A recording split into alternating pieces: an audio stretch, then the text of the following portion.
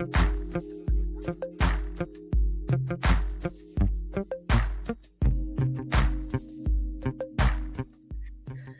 Beat of the Bronx, a Yankee podcast with Russ Lichty. Today's episode is brought to you by Your Bronx Dentist. Come meet Dr. Ebby and his team at two convenient locations in the Norwood and Throgs Neck sections of the Bronx. Schedule your next appointment at yourbronxdentist.com. And now, here's Russ.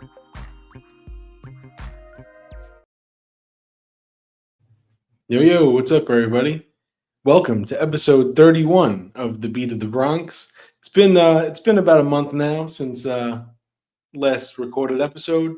Little different type of format that we're trying to go with here. And this is Jess, to my right, my wife. We've been together now for about 18 years. 18 years. So been a long time, and we've been talking about doing this for a very, very long time now. Well, this is what we do normally at home by ourselves, and then you talk about it on videos, typically on your own. So instead of that, we'll do it together. Exactly. So I hope you guys enjoy it. Episode 31 of The Beat of the Bronx.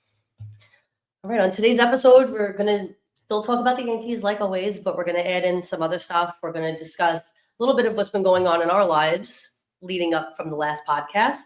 We'll talk about the Yankees. We'll talk about the Giants a little bit. I think we have a little bit of hockey in there too. We'll talk a little bit about some other stuff going on. There's some non-sports activities and news. All right. So let's get into what's been going on. So start of school. This week was full week number 1. We're halfway through it. And we're coming live from nap time, as Camille is napping. So, strategic planning with the production here. But what's been going on? I mean, if you guys, haven't known, the summer, broadcasting of the podcast and the videos have been a little different. I've been home since it's been mid to late June. Have been out of work with a real bad back injury that I ignored for many, many years, from even before when I knew Jess 18 years ago. So if you have back problems, don't ignore them. Don't ignore any problem your body has, because it's just trying to tell you something. Don't ignore it, or you end up, like me, out of work here now. All summer, haven't been able to work, and really haven't been able to do much until recent, thanks to Empower Rehab in our neighborhood over here. Good PT, great physical therapy. It's not fun. It doesn't feel good, but after a few days, it feels better when you're standing upright and able to move and actually able to go on a walk with your kids and go pick them up from school and stand there waiting in line. Just the little things is just if you have any back problems, don't ignore it. Yeah, and now in the middle of school pickups and drop-offs and all that other stuff, we're one of the reasons we're recording during nap time is because we have lots of parent nights and everything going on. Last night I went to parent night and you were at the game with Emma. Yeah. Tonight you're going to be going to parent night while I handle bedtime. Yeah. It's a lot of back and forth, but with 3 little girls, this is what comes with the territory. So forgive us if we're a little scattered, because between the start of school and everything else going on, it's been quite a bit. But of course, as always, we have the Yankees just running in our lives in the background. So let's start getting into what's been going on. We'll start off right with that and talking about being at the game last night. It was a good game until it wasn't, as you always hear me say. Will Warren had his quality start going. He did give up a home run, which Emma pointed out. From my video, Daddy, you said he gave up home runs in his last 3 games, and last night with Parker Meadows. That became 4th game in a row. But hey, Will Warren had a real nice start yesterday. Only the 2 earned runs, 6 innings. He only gave up 1 walk until Fernando Cruz came in the 7th inning there, and crazy. I mean, the Yankees had 9 batters. It was 9 runs scored. 9 runs. 9 runs scored. It was the most runs in an inning since late September of 2023. I remember them saying that. I said to myself, it's been almost 2 years. And which is really a shame, because the last couple times that he pitched, Fernando Cruz, I've been so confident in him. Yeah. So confident. Had them all fired up in the dugout. Yeah, he's always yelling. He was, and really into it. definitely off yesterday. Yeah. It kind of set the tone in the fifth inning when they had the first two runners get on, and then and then with no outs, Volpe missed the bunt 2 times, popped one foul ball. I mean, I know the whole Volpe thing is becoming like this rhetoric that everyone is talking about. Everyone is discussing what are we going to do with Volpe? What are we going to? And you know what? It's become a point now where you don't even want to discuss it anymore because we know what we're dealing with. The vibes in the stadium are horrible too. I mean, it was like that Sunday too. Terrible. We saw it on Sunday. We went Sunday. Me and Emma went last night. It was the first time going to the stadium back to back in many years. From the days when we used to work there.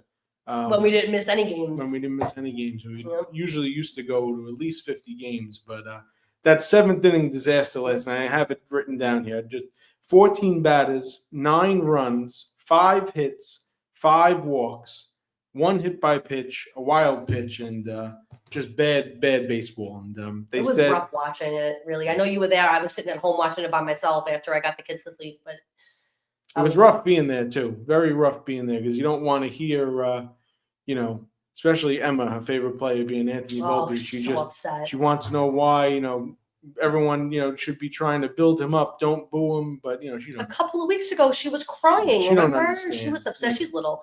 But I remember, hey, listen. She wants to know why we're booing a Yankee. It's supposed to boo the other team, not the Yankees. It's hard for the young ones to understand because to them, it's all fun and games. And as adults, we take it much more seriously. Yeah. So she's sitting there going, but he's a Yankee. And she still wants a jersey. She said, I said, what do you want for your birthday? She said, I want a Volpe jersey. Yeah. I'm like, okay, what am I going to tell her? No? Yeah. It's frustrating, but you know what? It's something that needs to be addressed for sure, and it's not being addressed. It's not all him, but he's a big part of it. And just at this point, it's gotten to a point now where it can't be ignored. It's more than a topic of conversation here. It's become something bigger. I mean, and just every move he makes. I mean, during the roll call, you can hear a little bit. Rumblings of people booing when, they're chanting his name, just really, really bad. Which is not a good way to start the game off during the roll call, and that's not coming from the creatures because they typically run fully supportive, as we know. I mean, we sat in section 39 in the old stadium. We know the vibe. We still try to sit there when we can now in 203. It's just, when all of the fan base really starts to beat up on you, it becomes, and don't get me wrong, I'm not telling people how to be a fan, as we always say. Never tell people how to fan. You can't tell fans how to fan. You want to boo them, you go right ahead and boo them. It is what it is. We sat and booed plenty of times. Yep. It's just that knowing from his perspective that starting the game off with those boos and knowing that as soon as you walk out on the field, you're going to hear it, that's rough. It's going to be very hard for him to get through this mentally because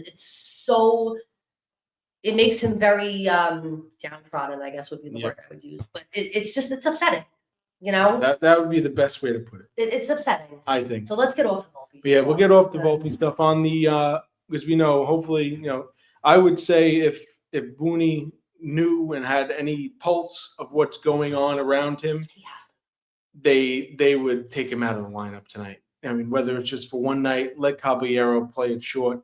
Even at this point, they probably won't do it. Let Ahmed Rosario play short, but Caballero, someone has to be at shortstop tonight. It cannot be Anthony Volpe. But are they going to do the same thing that they did last time when they said they were going to sit him and they still brought him in anyway? Yep, and they still brought him in. It didn't matter. It's a very hard situation.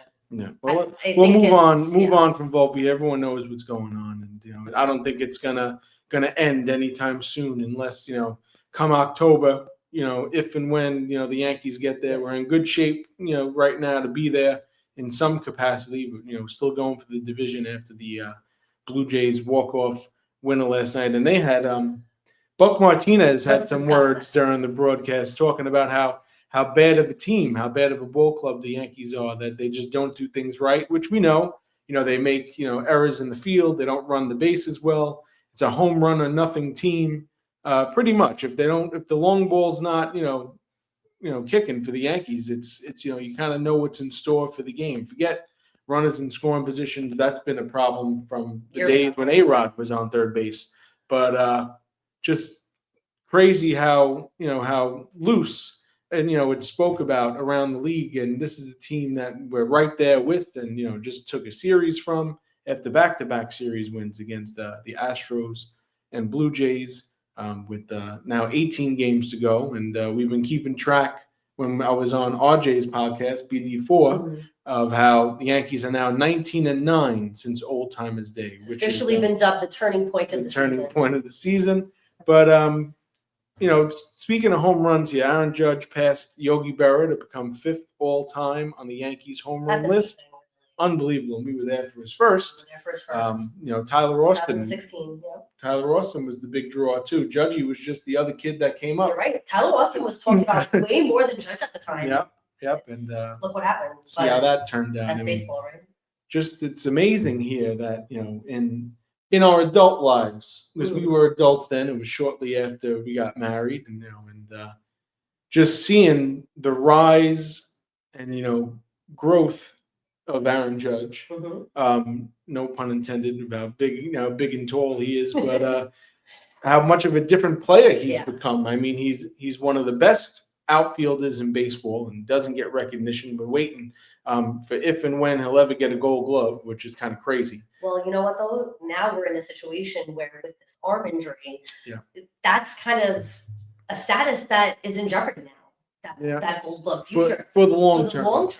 You know what I mean? I mean, the fact that, like you said, that he hadn't already gotten one is ridiculous. But going forward, we may not see that happen depending on how he heals up. You see him in between innings warming up when he's warming up with the bullpen catcher. They're very close in distance. You can see it's a little bit of a struggle. I mean, he has a flexor strain. It's not going to be. It's not going to feel good while he's throwing, and you can blatantly see that his arm isn't what it was when he was at his peak. But he's 3 home runs shy now of tying fourth place with Joe DiMaggio. He passed Yogi Berra, hitting his 359th home run last night. And we kind of forgot about it. If you follow my videos, it was the first home run that he hit in the month of September.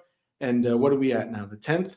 So I kind of forgot about it, to be honest, that he was sitting, tied with Yogi Berra here, and which is, shame on me, which I should have usually on that stuff. But it was his first home run in a few weeks. But hey, 3 more shy of Joe DiMaggio, which is 361.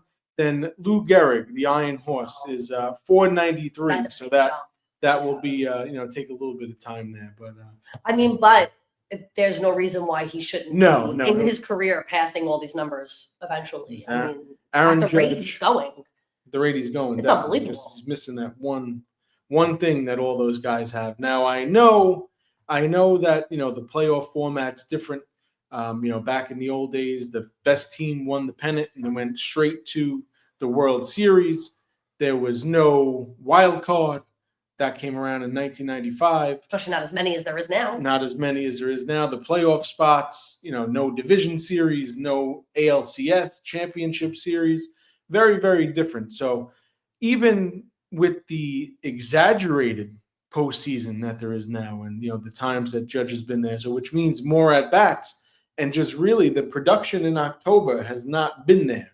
Or what it, he had blips here and there. The wild card game against the Athletics, when he hit that big home run, we were there for that. Yep. But that's just not enough for the Yankees. If we're generalizing, overall in the playoffs, Judge has been underwhelming. A little bit. That's and not even talking defensively, because let's be real, nobody takes a better route to the ball than Judge. Nope. That's for sure. But offensively, it's lacking. Very. And God willing, this year, we're going to see a change in that. Hopefully. Because the way this team is built, if he doesn't step up, we're not making it. No. It's not going to happen. Mm-mm. It'll be a one and done. Yeah. It's, we had a lot more firepower behind us last year besides Judge that really helped us out in a lot of different ways, not just talking offensively, even defensively. Even though we had that blip of a World Series. Mm-hmm. But I think Cody Bellinger is going to play a big role too. Oh yeah, I love him. Yeah, Cody Bellinger is going to play a big role. If you ask me, anyone on this team right now in a clutch spot, big at bat, who would you want up? I would say Cody Bellinger. And that's over Aaron Judge in a clutch spot right now. Just how his bat to ball ratio, his lack of striking out, he always puts the ball in play. But you also got to give props to Grisham in this situation because how do you choose? Grisham's been one of the most clutch players on the team. Very clutch. It's unbelievable. Career year for Grisham. He's going to get paid handedly. Hopefully, I have to, especially when you were talking about this before. Yeah. What was it on Twitter? Yeah. And people were like, "There's no way he's getting that kind of money or years." Now everyone's talking about what kind of contract Grisham's going to get next year because it's going to be great. Which is well deserved. It may not be with the Yankees, but he's going to get paid. And I wonder what's going to happen. We'll worry about it when we get there. Yeah, that's after. Cody Bellinger has an opt-out. So the way he's playing and the value he has to this team, I think he's worth a little bit more than $18 million a year, which is the player option that he has. So, I mean, from a business standpoint, he could still want to stay with the Yankees. But be prepared for Bellinger to opt out of that contract. And hopefully the Yankees will re-up it, something else to secure Cody Bellinger for the long-term future. He's not, and it's not just because of the way he plays ball. He is a great personality to have around the team. He has leadership qualities. He is just a good dude to have on your ball club. Yeah, that's all there is to it. And from a baseball standpoint, can play all three outfield positions and first base at a Gold Glove caliber defensively at all four positions. Yeah. All right, what do we have next for the Yankees? So what's today? Today is Wednesday the 10th? Wednesday the 10th, yeah. So what's going on tonight? Well, Rodon's pitching tonight. He'll be going for his he has 16 wins. He's tied with Max Fried. So Rodon's going for his 17th win tonight and coming off of, a really solid season, I would say, compared to last year and even, even his first year, which was a real bad one. You can see how much of a different pitcher he was. And definitely, as of late, has been, yielding the long ball. I mean, not nearly as many home runs as he's given up. That was always a little bit of a lot more ground point we always had with him. Mm-hmm. But now I agree with you. Hasn't he been very involved with Andy Pettit? And yes. I mean, when you have a mind like Andy Pettit working with you, how could you go wrong? I wish he would become the pitching coach. I keep saying it. I've been saying it for years. I know he doesn't want commitment like that, but he's there all the time anyway. He's doing it. It was great seeing him with CeCe on Sunday. Driving the car. That was awesome. You gotta love Andy, that's for sure. So, but then we have Baltimore coming up, right? Well, we have the 7 games against Baltimore.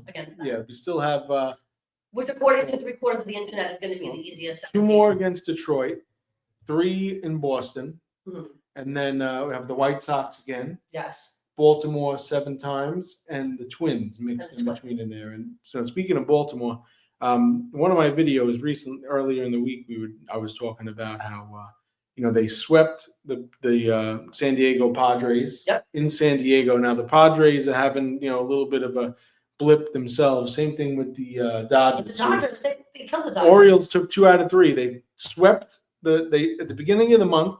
They swept the Padres, and then they took 2 out of 3 against the Dodgers. And just any division game, I know they're in last place in the division. They struggled mightily all season, but can't sleep on the Orioles. These 7 games to go, in the season. 18 games left, 7 of them against the Orioles. And we know the history against the Twins, but you can't take these teams lightly here. No, you can't take it for granted. It's not as easy. What did we say yesterday when we were talking about it? That these guys, you look at someone, they're fighting for their lives, fighting for a roster spot. You look at someone like Emmanuel Rivera, who has been hitting very well, the past week or so. And this guy is, playing for his life, playing for that spring training invite next year, playing for that non-roster invitee to any of the 30 teams. It's not that they're just going to lay down and that their spot next year is guaranteed for the Orioles, because you know what? Most likely they're going to clean house. Don't even be surprised if Adley Rutschman is traded away, which is crazy talk. And we'll get more into that when the offseason comes. He's been lackluster this year. But still, this is someone that they've built their team around. And you know what? If somebody's going to come around and beat up on the Yankees, It'll be them. they're going to want them next year. Yes. 100%.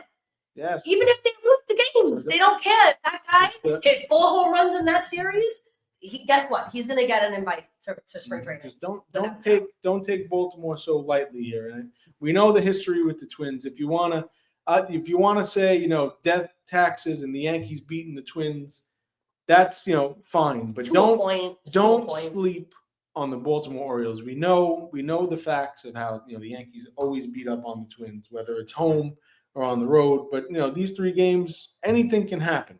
But I'm more concerned about the 7 against Baltimore. Yeah. There is no cakewalk here. I don't care, what the Red Sox schedule is, what the Blue Jays schedule is. It's a Major League Baseball team, Major League caliber baseball team. Some are just better than others, obviously, as goes with life. But don't sleep on these bad teams here because they're looking to spoil the Yankees, race for the division here. They're looking to, make a name for themselves down the last stretch. Like we said, guys like Emmanuel Rivera, you see the young kid, Jeremiah Jackson. Mm-hmm. You think he wants to go back to AAA this year? Next year, I should say? No way. He has arrived, and he's showing that he belongs. And, they still got Gunnar Henderson, Jackson Holliday trying to make a name for himself, Samuel Basallo, the young catcher, showcasing, why that they can go out and trade Adley Rutschman now. The Orioles are not the cakewalk that most people are making them out to be. That's all there is to it. That's the point we're trying to get across. They are. It's not going to be a get in, beat them 5 or 6 out of 7, and get out. It's not going to happen that way. Can the Yankees take 5 to 6 games? Yes. Yes. It's not going to be easy. Not the way they've been playing. Not the way they've been playing. You can't have 7th innings like that. Oh, please. I mean, I don't even want to say, argue, you could have let Will Warren come out for the 7th. He had like 91, 92 pitches. But it still didn't go the way it should have went, regardless of that. Lastly, to close off with the Yankees, kudos to Will Warren, 30th start of the season. Like a workhorse at this Just like Carlos Rodon going for his 30th start of the season. So in the middle of spring training, towards the end of spring training, if you would have told me that here on September 10th, Will Warren would have 30 starts, I would look at you like you had 3 heads, because he wasn't even one of the top pitching prospects. It just, the Yankees saw something in him that, now he's a staple in the rotation. I would even think for next year. Absolutely. The way it is right now, 5th starter at the least. 5th starter. Mm-hmm. And then, ideally next year. We'll talk about next year. And that's not even talking about Cam Schlittler and the rest of the names coming up. But, 30th start for Will Warren last night, and only had few and far between where there were really bad starts, the real bad. And you know what? But everyone has a clunker. Exactly. You can't help that. It's the nature of the game. Exactly. What is it? It's a game of odds, right? So this is the way it goes. All right. Let's give the Yankees a break. Unfortunately, our next topic is the Giants. So the New York Football Giants. We're mixing in. These are all the teams that we root for passionately. Now, I don't make as much content about the Giants, but we love the New York Football Giants. Now, in the past few years, have been very, very rough, to say the least. Now, speaking of the past few years, that I don't even. It wasn't a football game. Whatever they were playing on Sunday. It wasn't a football game. You're right. I mean, the defense, it just seemed that Washington converted first downs, specifically on second down. The Giants' second down defense was horrible. Then they had the 7 plays where they had goal to go down inside the 10, and the atrocious play calling, whether it's Coach Daboll, Coach Mike Kafka. Someone's not doing They've been going back and forth now for their whole regime of, something's got to change, something's got to be done, but very unproductive performance, and it was the third consecutive opening game where the Giants did not score a touchdown. Third consecutive opening game. I mean, we also had that stretch last year where it was like games after game that we didn't score. Unwatchable football. This is just the way the Giants play football now, unfortunately. If it's a field goal or nothing, which is, it ain't going to work. obviously. We know it ain't going to work. And now Micah McFadden's hurt. Inside linebacker Micah McFadden looks, with the foot injury, he's going to be out, significant time. They didn't say exactly, but one of the lone bright spots for the Giants defense, Micah McFadden. So I don't know how they're gonna replace him, but even with the new personnel that they brought in, defensive coordinator Shane Bowen, you would think, not asking him to be Wink Martindale, but maybe blitz every once in a while. I mean, it's I don't know, the play calling, whether it was the game plan, something. But here's what I don't understand. What I don't understand is we watch these preseason games. We watch them. Everyone watched them, and they were not playing. What happened? What happened between the last preseason game and the first regular season game? It makes no sense. Mm-hmm. It's so frustrating. Yeah, Russell Wilson looked like he had no time back there. Well, how could he have time? We haven't had an O-line in 10 years. I don't know. Back to the Sean O'Hara, David Deal, Rich Seubert. That was the last time. And we always say you're as good as your offensive line, yep. And the Giants lacking, definitely lacking. So let's jump in to our regular sports headlines outside of our Yankees and Giants at the moment, because this brings us to Daniel Jones. Danny Don. Daniel Jones never had an O-line with us. Now he does. Had his offensive coordinators changing like his underwear. And now what does he do when he actually has a solid O-line? Let's discuss it. The Indianapolis Colts broke a record on Sunday for the first team since 1978 to score on every one of their possessions. It's amazing, isn't it? They only had 7 possessions.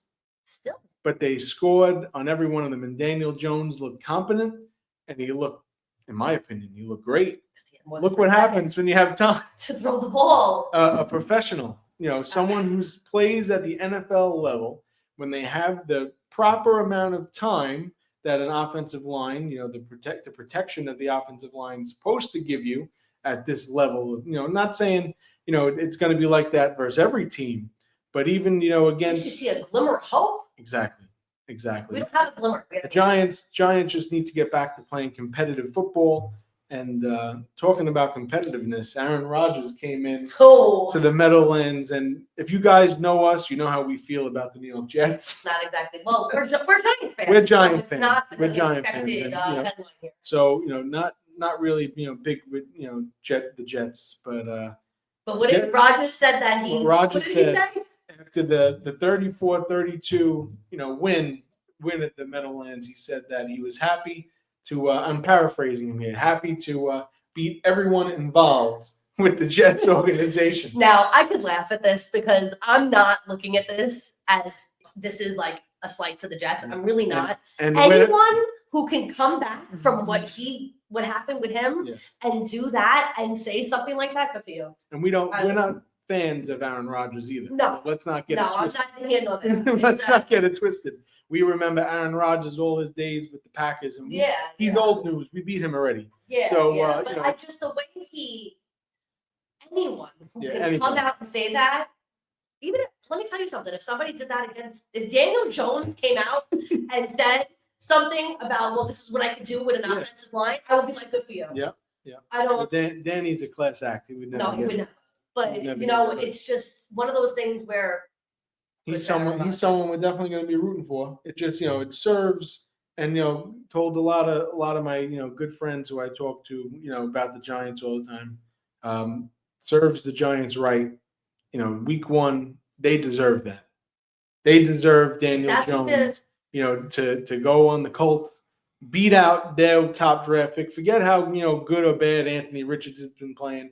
We know how bad Daniel Jones is, track record here has been with the Giants. Oh, yeah, of course. And, not all his fault. No, a lot of it has to do with him, but by the media here. To go, he was the worst quarterback, in history. Yeah, crazy. But good for him. Yeah. Good for Daniel Jones to go out and do something like that. I'm glad for Daniel Jones. I'm glad for Aaron Rodgers. It's good for the game to see people doing this well. And you know what? That's important too. Exactly. If we have to suffer through the Giants, at least football in general can have a little bit of enjoyment. I do say this because when it comes to football and baseball, the Super Bowl is exemplified a little bit more than the World Series. I think it's a lot harder for a team to get to the Super Bowl. And we were talking about in our lifetime now. We've experienced. Well, I mean, I experienced 4 Super Bowls. Yeah. And the Giants winning 3 out of 4 of those. I mean, I'll never forget the one they lost against the Baltimore Ravens in Tampa Bay, because it would have been nice because we would have had like a year of the Yankees, and the Yankees and Giants would have been coming off of Super Bowl wins. The Knicks were in the finals. They lost to I want to say it was the Spurs back then, if I remember. It was around the time the Knicks were a good team. Even the Mets were a good good ball club. It was New York sports. Was riding high back in that 1998, 1999, early 2000. That was such a fun time to be. All the teams are good, and then the Giants, that big blowout they had against the Vikings, and then to get manhandled against the Baltimore Ravens. But it's been a long time since Giants have been relevant. We're hoping they can get back to that. Speaking of Rangers, what's going on with them? The season started, with the Rangers, yeah. So the Rangers hockey season's coming up. We are Ranger fans here. The Rangers are going into their 100th season. Oh, that's exciting. Hopefully they have a better showing than the Giants. And hopefully a better showing than they had last year too. Yeah. But the big news is for us is that we're watching MSG now with no Sam Rosen. Yeah. And you can even ask like our parents, our dad. That's all we know. They my dad talks about, he remembers watching the Rangers, and he doesn't know any other announcer than Sam Rosen doing the Rangers home game. So best of luck to Sam. We're gonna miss Sam. It's a power play goal. And, yeah.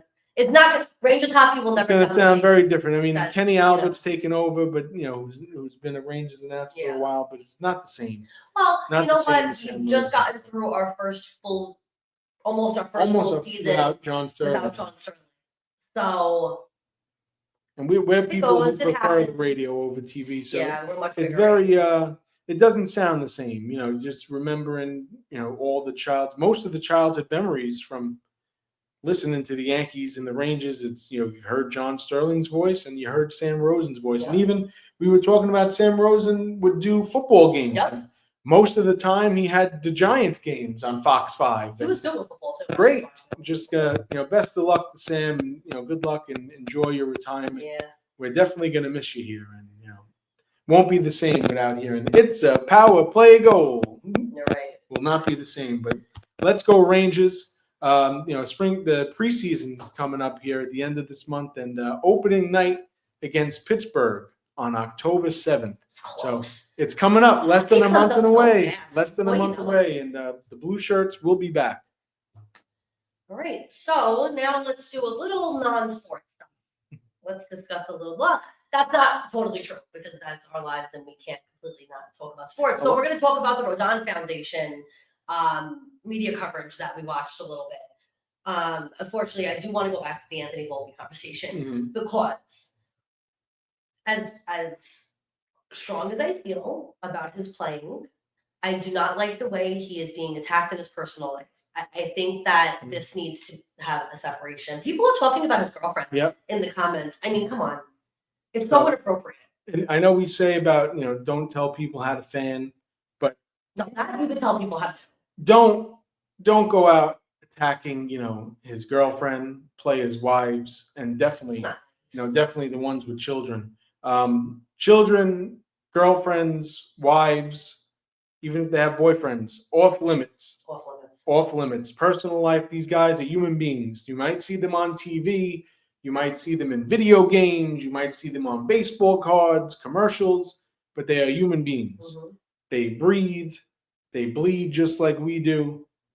Listen, don't attack on a personal level. If you have a bad day at work, it's a bad look. That's why Yankee fans and New York fans get as bad of a rap as they do. But you know what? If you have a bad day at work and you go home and you go to a party, no one's coming up to you telling you how bad you did at work that day. You missed your deadline at work, so everyone's going to boo you as you're walking back to the coffee machine. Like, give me a break. Come on.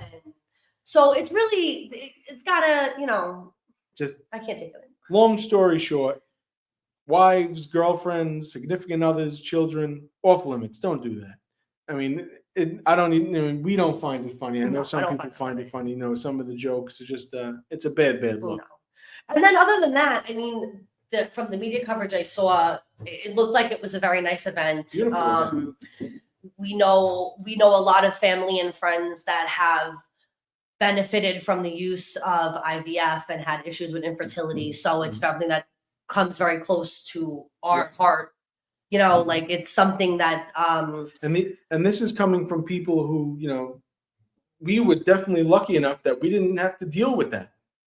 yes, We didn't have to deal with that. And But we know people seeing people who did. go through that process and how difficult it can be. I mean, down to the littlest thing I didn't even know about. Someone we know recently did IVF, and I didn't know that you had to remove completely all fragrances from like your world while you're going through the implantation process and all of that. I mean, she had, when I tell you down to hand soap, literally every fragrance out the window. I mean, that's difficult to do. Yeah. You know, like I give people that go through that a lot of credit because it's something that, when you have that calling to be a parent and you feel that you have to make it happen, good for you for making it happen.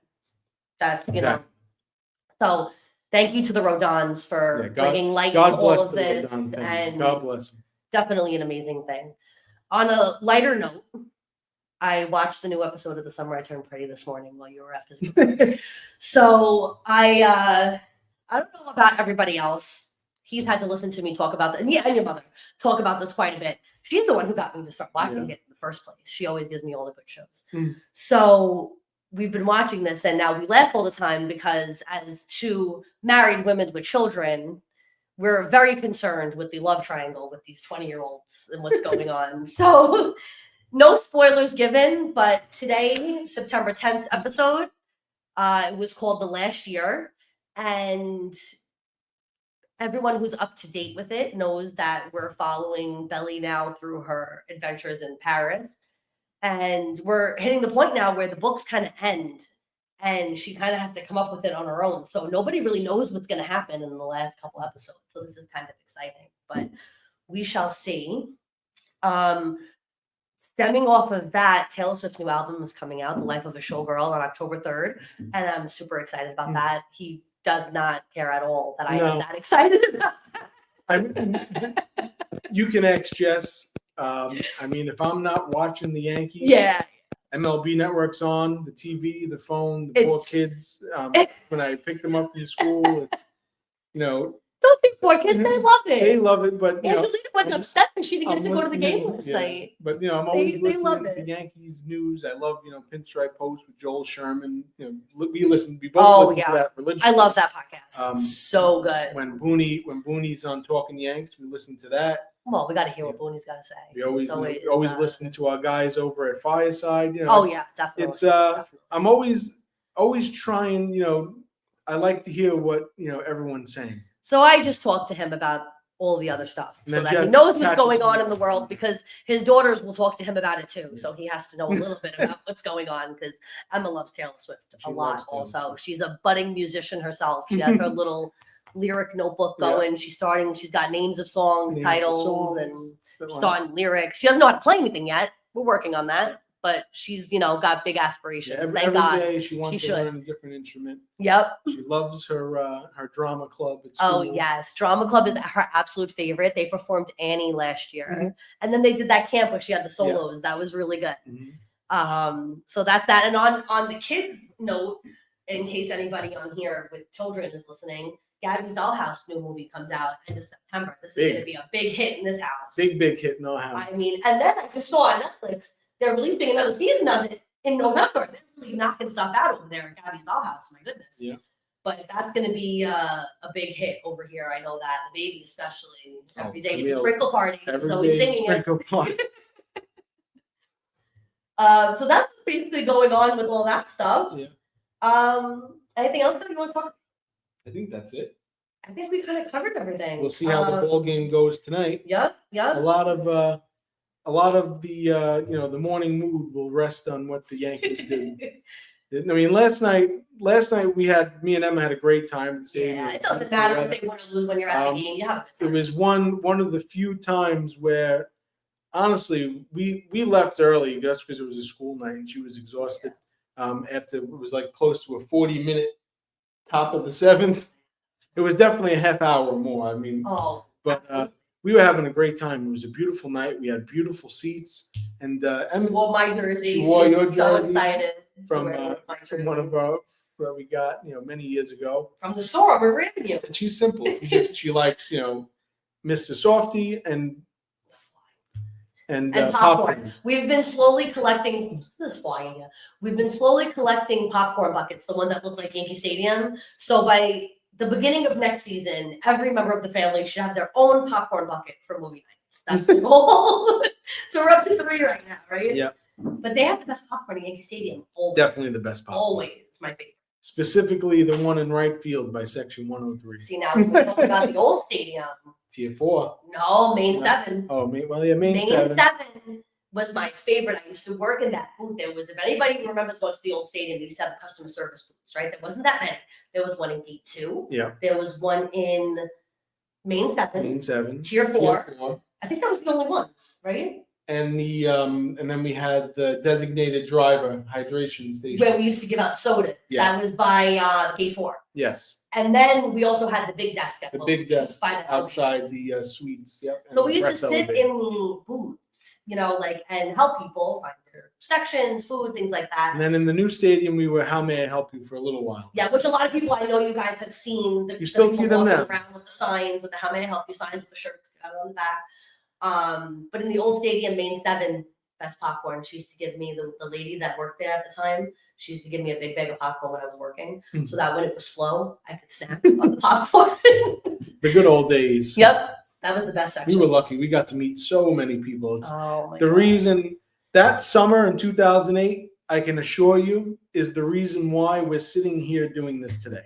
Yeah, it was, the position that we held at the time. Like now, it's the "How may I help you" people, but in the old stadium, it was different. It was more, you were more involved with the suites, and although I think they do the suites now too. The "How may I help you" I believe not when we worked in the when we did it. No, we left in like 2011. I think so. 2012, something before I went to work for the Boulders. Right. But it was like, we were very involved in who was coming into the suites, who was going into the press boxes, who was going down into the basement to go into the clubhouse. We were seeing everyone that was coming in. Checking press passes, who's coming, who's going. Yeah. So we were very fortunate, especially to work Old Timers Day in 2008. Oh yeah. Even though the game that year, the Old Timers game, it was rained out. Yep. It was a rainy day. But we got to meet so many people. And then there were the regulars that were there all the time, the Old Timers. I mean, we saw Yogi. I can't even say how many times I met Yogi that year. We were very blessed. Him and Carmen. We were very blessed to see them regularly. And, I always loved the Yankees growing up. I mean, we grew up in very similar households. Very similar. Where if the game was on, it was on the TV. If you don't want to watch it, go to your room. The night of our first date, when I came in to pick you up before we went out, had to come in and meet the parents. The game was on the TV, and we were late for our reservation because I sat down and we started talking about the ball game. Yeah, you were talking to my dad, and we were like, we gotta go. But it just kind of set the precedent for the way our relationship 18 years later would end up being, because pretty much our lives revolve around baseball for the most part. Even better, and we're fine with it. And then Jess's family, avid Ranger fans, avid Giants. Oh yeah, we were exactly the same. Fit right in. It was like Giants, Rangers, Yankees, Knicks. Everybody was the same. We were a lot bigger with basketball back in our college days. We had a lot more time. When the Knicks were bad, we stopped really paying attention when they started getting good. You know what it was? It was because the tickets were so much cheaper. We were able to go when they weren't good. And then once they got good, we couldn't go to games, and we kind of just fell off. We're talking when like David Lee and Danilo Gallinari. You had the David Lee jersey, remember? All the Linsanity and all that stuff. A lot of we fun. were together for the Linsanity stuff. It was a lot of fun. But this is just a peek into the way our relationship works. I know people watching this, if any of you are our family and friends watching this, you totally get that we're doing this. You understand. It makes perfect sense. Especially, our friends that we know, they'll definitely know. But this is pretty much what we do on a daily basis. It's just we want to share it with you guys. Exactly. We're always talking the way we talk right now with each other all the time. So on a little bit of admin notes here. So if you guys aren't already following Russ at NY Yankee Dad, please go ahead and do so on almost every platform. Every platform. You're at Russ Lichty on Twitter. On X, sorry, Twitter, whatever you call formerly it. named Twitter. I'm at Russ Lichty because that's the only platform where it's not at NY Yankee Dad. So in the next couple of weeks, you guys are going to see our new pages pop up for the podcast. We're slowly working on that process. So please, we're going to be sharing it on all of our social medias. Please go follow the Beat of the Bronx wherever you see us posting about it. We're going to be sharing a lot more videos. We wanted to branch out a little bit on the podcast stuff because the Yankee Dad page is mostly baseball, and we'd like to keep it that way. So what we're going to be doing is posting about some of the other things we're discussing, the Giants, the Rangers, some of my pop culture stuff. I might be making some small videos that are not even sports related on that page. So if you guys want to keep up with us, please go and follow all of our other pages as well so that we can keep sharing all of the things that we love with you guys. And I think that's it for today. I think that's it. I'm not sure when we're going to record next. We're going to try to keep it to Wednesdays, releasing podcasts on Wednesdays. That's my day off of work too. And the kids typically have school. Usually not a lot of Wednesdays off for them, so we can record in the daytime. We're going to try our best to do it Wednesdays. Yeah. So that's the goal. We're sticking to it for now. So today is September 10th. We will see you guys on the 17th. See you guys then. Have a good one. Bye.